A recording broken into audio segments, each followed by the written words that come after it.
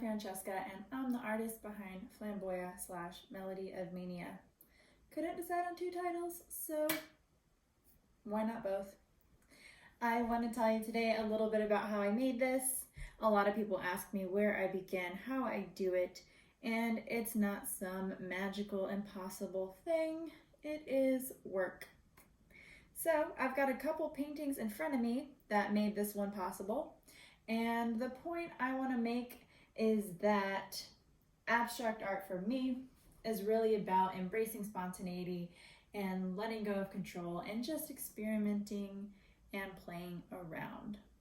Now, I have ideas that are important to my artwork, and I have experiences that I go through, and those both wind up in my work very intentionally.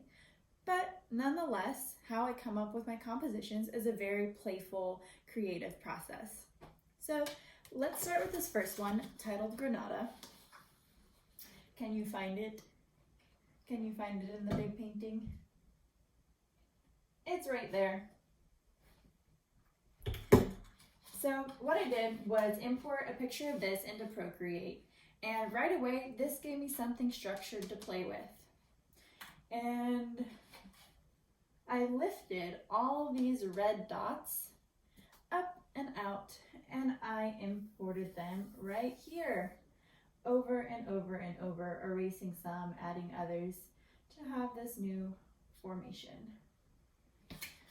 At the same time, I was making miniature paintings, and I made this orb. And when I was growing up, my aunt and uncle had this print of a Chuck Close painting that was more or less a grid of circles. And it just sort of burned in my mind. So I made a grid of my own circles. And I imported a picture of this into Procreate, and from there I lifted them out, creating new arrangements. And that's where you get those dots from. The other component I was playing with are shapes and lines. And those I did not have physical paintings of, but I did have a bunch of other layers in Procreate. I design shapes and lines all the time, and it gives me a lot to play with.